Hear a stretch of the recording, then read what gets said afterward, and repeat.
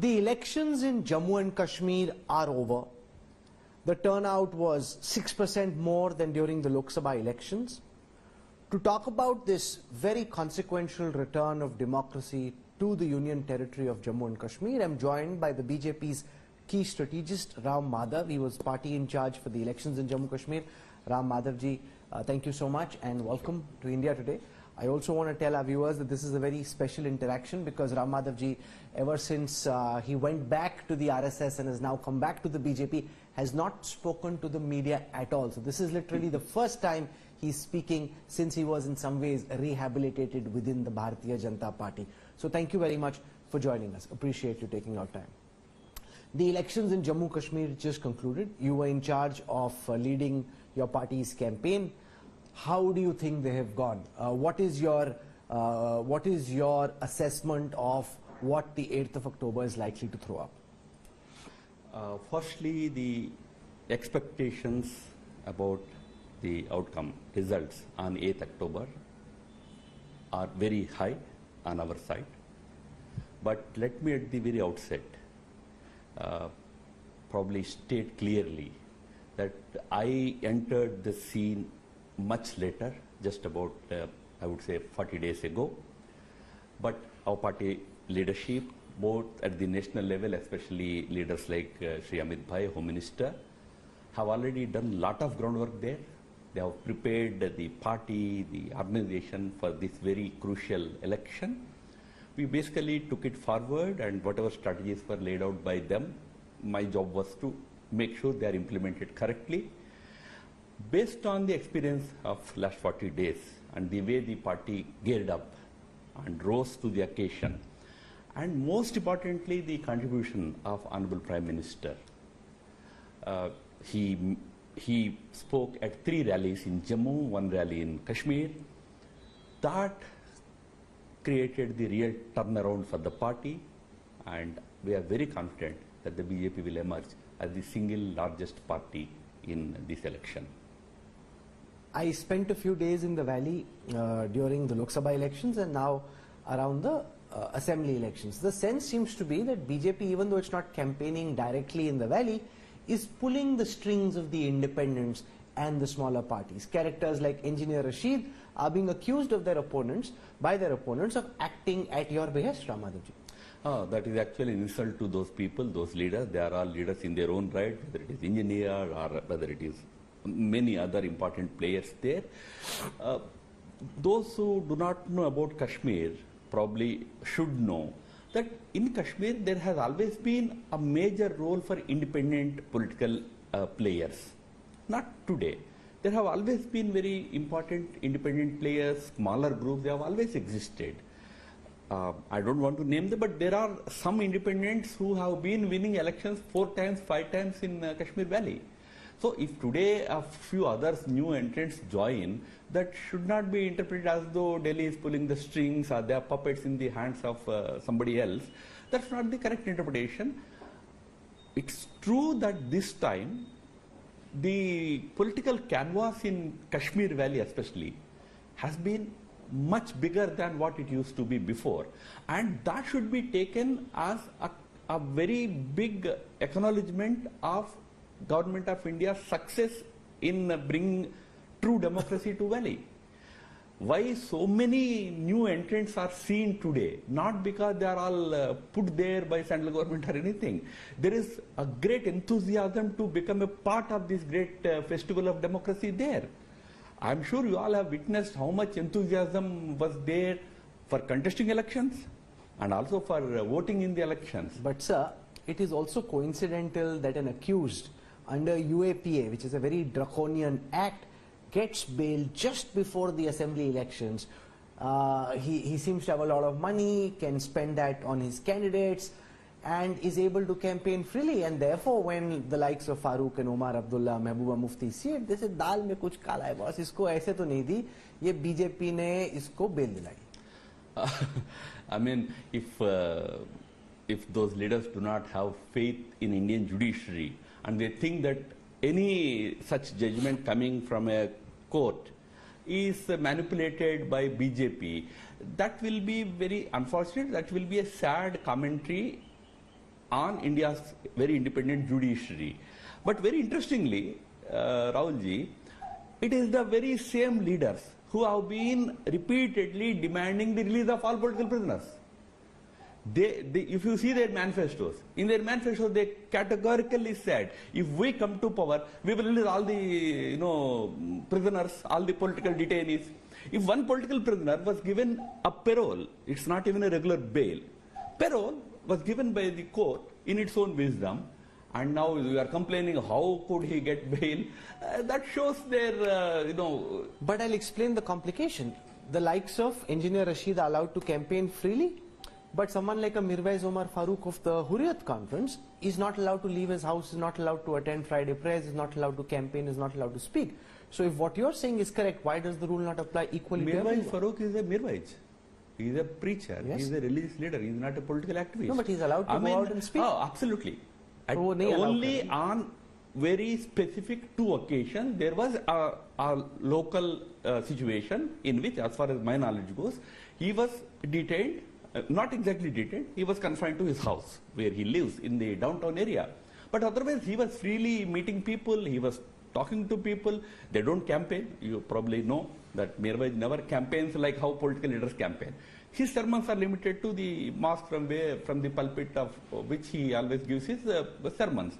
That was not restricted. On 2 specific occasions, there was probably some situation which demanded some action by the administration. But I don't think there is anything political about it. Like there was nothing, nobody was restraining anybody else. There was the daughter of a jailed separatist leader. She freely campaigned. Nobody stopped her. You mentioned about Mr. Engineer Rashid. He freely went about campaigning, spewing venom against us, against Prime Minister Modi, our government. Nobody restrained him. But I must make one correction there. Yes. I have seen the campaign very closely. The amount of money that NC has spent in this election, nobody could match them. They spend more than the BJP. Much more. Valley, we never have anything to do in Valley. But since you mentioned that where is that money for so-and-so person and all, everybody spent some money, but the highest spenders of money in the Valley were the NC people. Now they are complaining about somebody else. It's what you call is pot calling kettle black. So now the BJP fought hard on the seats of the Jammu region, which after delimitation have gone up to 43, and then the BJP did not fight in the Valley. Now, if Naya Kashmir is what you claim it to be and people are very happy with the development work that you've done, why didn't your party put up candidates in the Valley? No, to correct the information, we had 19 candidates in the Valley from BJP. Valley has 47 seats. In 19 places, we put up our candidates because that's the strength that we have there. And I must tell you, we are expecting first ever win for the party this time in one of these constituencies.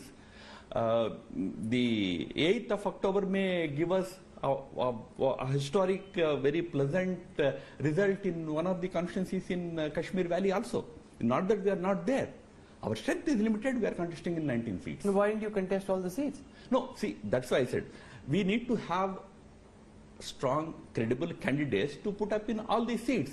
Right now, our strength is limited to 19 seats. We could have probably given seats in a few more constituencies, but that would have helped much. So, based on our own assessment, we put up 19 candidates. So now, basically, the BJP's hope is that you do as well as possible in Jammu, and then you bring these smaller parties, independents together, and that's how you can cobble a majority. But who do you think will likely come to you? Because अब तो जिससे पूछते हो सब बोलते ना ना तौबा तौबा BJP से हाथ नहीं मिलाना. I do not want to talk about the scenario post the October 8th at this juncture.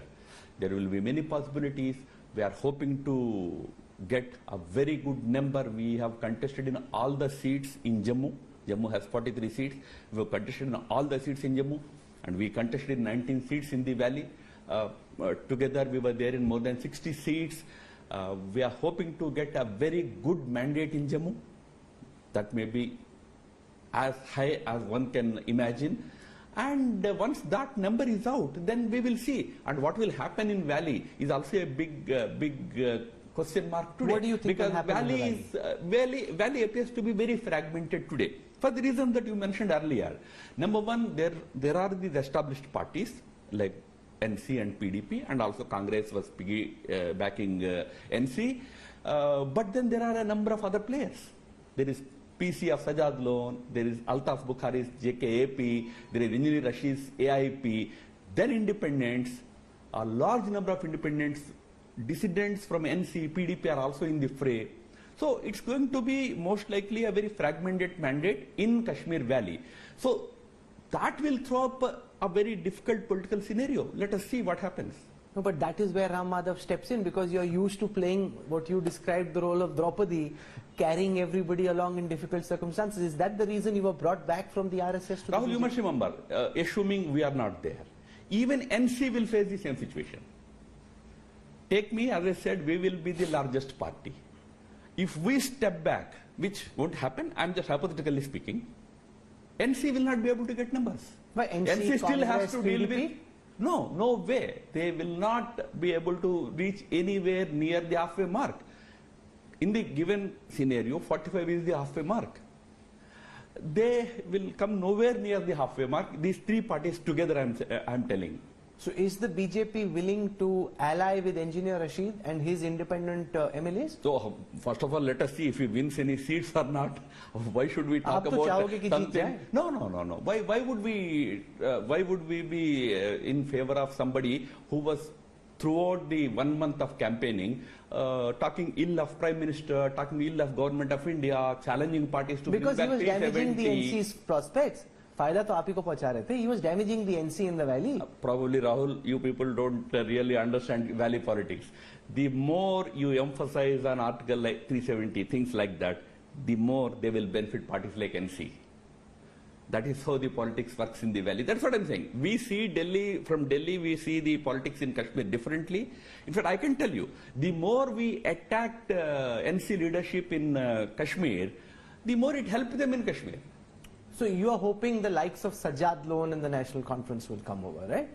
That's why I said I don't want to comment on what opportunities will arise after October 8th. Let us wait for the mandate to come.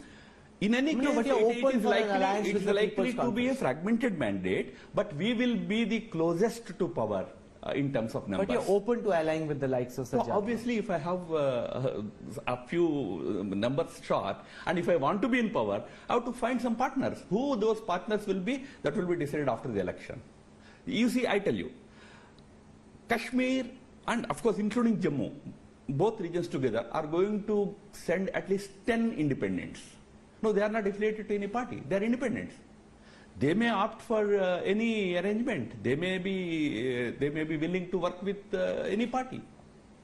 So there will be many probabilities after 8th October. And what about your one-time friend Mehbooba Mufti of the PDP? You ran a government with her. Are you Let open? her win the seats first. All these parties, they have to first of all win enough seats to be there to stake any claim, right?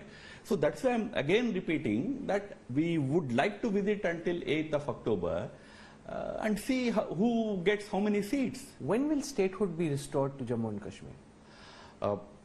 Parliament only can answer that question. There was a commitment given by Honorable Home Minister to the Parliament, if you recall, on the 6th of August 2019 itself.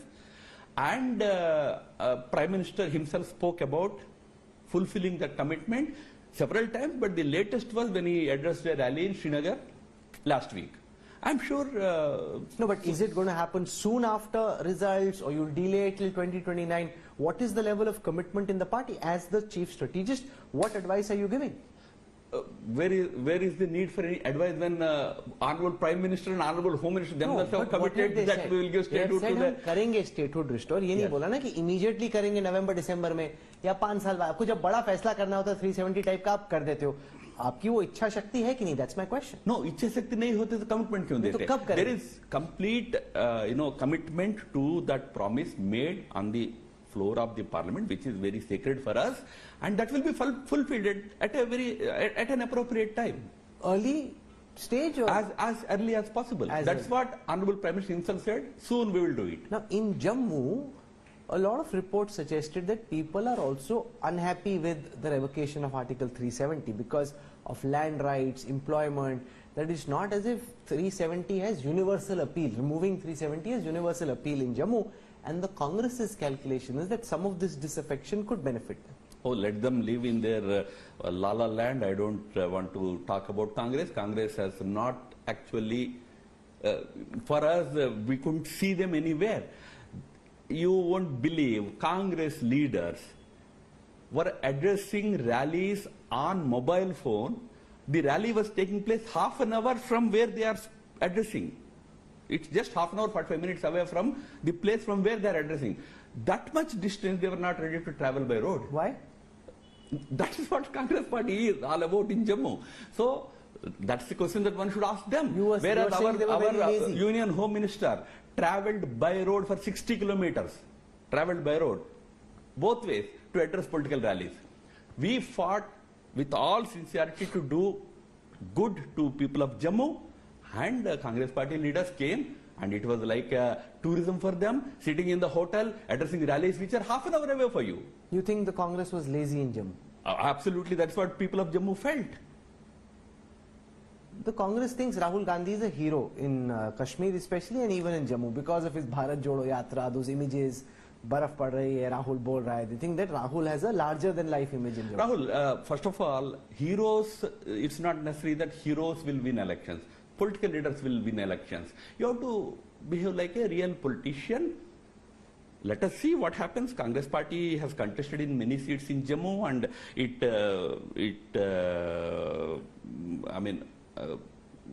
is in alliance with NC in Valley. I can tell you, single digit. You think Congress will be less than double? I don't want to comment that way, because after all we respect the mandate on 8th, but we are very sure that it will be a very dismal performance. I want to spend some time on your rehabilitation. When the whole BJP PDP formula went south, you were seen by some in the BJP as being the villain. कि इन्होंने हमारी ideology कच्ची कर दी, हम तो कभी भी इसके मन में नहीं थे, यही लेके गए, सब BJP का काम खराब कर दिया, and therefore in some ways you went into a political vanvas of sorts. Then you went back to the RSS, and now you've come back. People are saying ये 240 का impact है, क्योंकि 240 आई तो BJP को राम माधव को वापस लाना. No, firstly, when I worked in the party for more than 6 years, about 6.5 years I was there as General Secretary, I followed the guidance or the orders of the party leadership. Whether we formed a government in Jammu and Kashmir or the governments that we formed in the Northeast, I was there involved in forming at least 10 governments in those 6-7 years. But everything in our party, it's not me who takes decisions. It's okay, people can blame me, that I don't mind. But those decisions are taken at the very highest level. Those days even Arun Jaitley ji, Prime Minister himself, we all used to take decisions together. We decided to go in for certain arrangements, whether it was in Kashmir or it was in states like, states in the Northeast. It was a collective decision of the party leadership, which I was given the responsibility of implementing. I really don't think that it had anything to do with dropping me from the party position in 2020, because we served for 2 terms, and party leadership always tries to bring new people in. After 3 years, yes, I'm happy that I have been given a very important assignment this time. I really don't want to say that it's because of any compulsion or because of any weakness or whatever. I only think that this party or this leadership, whether it's Prime Minister Modi or Amit Shah ji or Nadda ji, they always keep an eye on the leaders available, and at an appropriate time they assign appropriate responsibility to them. That's why I got this assignment. You're being very diplomatic, Ram Madhav ji, which is very natural because you're speaking in public. But many political observers will see your return and your rehabilitation from political exile as a sign of RSS asserting itself in the BJP's affairs. That the RSS, because you are seen, you've been a spokesperson of the Sangh, that your rehabilitation is in some way seen as Sangh asserting itself in the BJP's affairs. No, firstly, broadly in terms of ideological or our ideational spear if you talk about. Is Prime Minister not Modi Of a course. part of that ideology? Of course. Is Amit Shah ji not a part of it? Of course. Where is this question that Sangh is imposing or it's affirming its authority and all that? You see, at the ideological level, all are Sangh only. Everybody subscribes to that nation first thinking. So this my return need not be seen in that manner. I would, in fact, I would be happy to clarify that I myself always thought that after some time probably I would get an opportunity once again. So I myself waited for 3 years to see if I can come back in some role in the party, and finally that happened. Yes, when that transition happened, my mother organization, namely the RSS, was willing to allow me to go back. That I give a lot of credit to Sangh leadership, and I have huge respect for Sangh leadership for accommodating me for 3 years and then allowing me to go back. Sometimes it's not easy in a very. Why did you pick the BJP and not go back full time to the RSS? No, I am anyway full time in RSS. Of course, but even now go back to a post full-time where you in have an RSS. organizational responsibility. For one important reason, that I never see. I opted to be an RSS functionary. At some point in 2014, I was asked to go into the political organization. It was the decision of the RSS. When I was to leave that party responsibility, it was not because RSS called me back. It was a decision taken for some important, probably reason by the party leadership. So it's not that RSS wanted me to come back. So if RSS wanted me to come back, they would have told me, come back and take some responsibility. But it was a decision taken at the political level. That's why I generally requested Sangh leadership that allow me some time, let us see what is the thinking. And there is some different thinking now. So Kashmir elections are over. What happens next? You were earlier in charge of Northeast and Jammu and Kashmir. What role do you see or hope for yourself going forward? No, Kashmir elections are not over yet. Only polling is over. We always jokingly say, Kashmir, really the action begins after the results. People in other states, the whole action is before the results. Once results are out, you have a government. In Kashmir, the action begins after 8th October. And that's why you've been sent? Because yeah, you no, not just me. Not just me. Right from Prime Minister to Home Minister, everybody will be involved in... Will the BJP have a Muslim Chief Minister if you have an opportunity? Look, that's why I said I do not want to comment on what will happen after 8th October, because ultimately it depends on numbers. We would want a Jammu-based and a Jammu-centric government. That's what Honorable Prime Minister told in his final rally. Jammu ki sarkar hogi. So that is a very predominant sentiment. But for that, required numbers and required combinations have to happen. That will certainly be a priority for us. But all these things will be hypothetical because you never know what will be the final numbers that we see on 8th October. Well, you present a certain type of politics, at its core one of reconciliation, of balance, something which wasn't required much from 2019 to 24, but is suddenly back in vogue, which is why also you're on the hot seat once again. No, look, Kashmir, I have dealt with it even in RSS also. States like Jammu and Kashmir need to be dealt with a very large-heartedness, with a very open mind. Party mein kai log hain jinko lagta hai ki dande ke zor par. Ideological commitment not wavering on your ideological commitment. We never wanted 370, you should go where with it. But you have to be accommodative, you have to be you have to be sympathetic to different viewpoints, and ultimately try and win over more and more people to your side. But what's your vision for this Naya Kashmir? If the BJP were to come to power? No, Naya Kashmir, I can tell you one thing, Rahulji. This whole general perception here that all Kashmiris are falling for 370 or return of 8 and they do not like Delhi, it's all totally wrong, totally wrong. If you closely observe the social media posts of people of Kashmir, most of them praise Prime Minister Modi. Most of them praise his developmental activity. Maybe they still do not fully support our decision on 370, but they will understand. But even in that, nobody today wants Article 370 But they want statehood back as quickly as possible. you look at the goalposts, how even these political parties change their goalposts. Initially, the manifesto of NC, the very first statement was, we will bring 370 back. Then we said, the Home Minister said, no force on earth can bring it back. Then they realized that it's not going to work. They went back. Then they promised, we will give statehood. Then we challenged, how can you give statehood? Statehood has to be given by us, and we committed.